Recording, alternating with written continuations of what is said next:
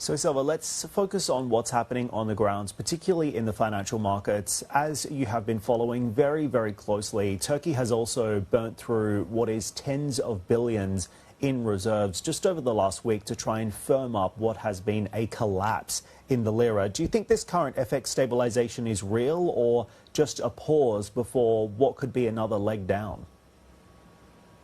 Well, the root cause of the problem is escalated political tension, and what the central bank is trying to do is use the tools it has to offset the side effects of the political crisis.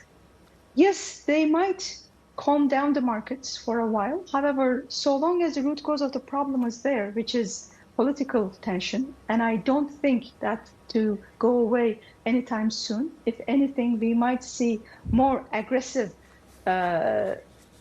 political pressures and back and forth between the opposition and the government. And therefore, what the central bank can do is to affect the return on Turkish assets, but you cannot control the risk. So if the investors focus on the risk-free return, so long as the risks are there, it implies that the central bank has to keep a higher interest rate to attract capital back into Turkey. But the problem is, in the background, Turkey already has been going through a tight monetary policy cycle for almost 2 years. And we had just started easing interest rates, not because inflation is in the perfect place, but because of the real side of the economy that was complaining about high interest rates. So in this background, how easy would it be for a central bank to switch back to a tighter stance?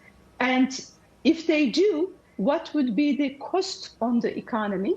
And third, would the higher interest rate policies be effective when the actual problem is not economic policy mistakes, but the political tension? Indeed. And Selva, you and I have spoken many times over the years about the state of play in Turkey.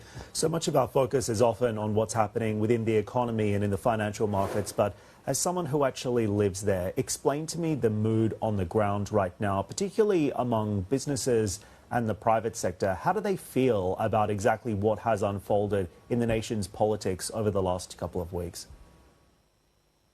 Before we go to businesses and the private sector, let me talk about how my students feel and many young people feel, because every evening, tens of thousands of people go gather at Saraçhane Square, just outside the city hall.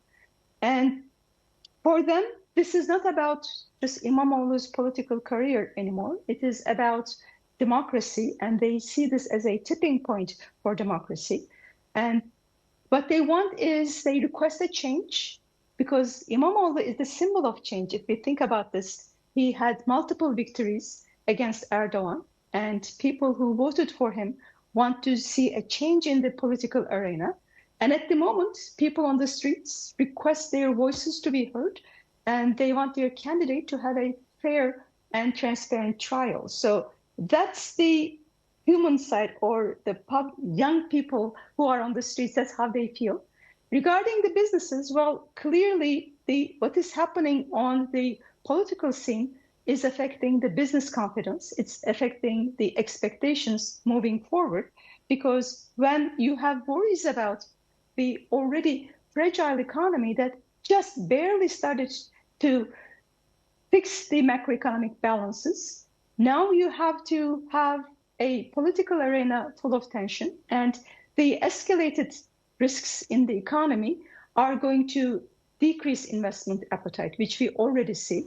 And we already see inflation expectations being revised upwards. We see this both on professional side and on the household side. And most likely this year, we expect inflation to be revised upwards, growth to be revised downwards, because inevitably the central bank has to switch to a tighter stance. So the mood, unfortunately, is not very optimistic at the moment. Okay, Selva, really appreciate your insights.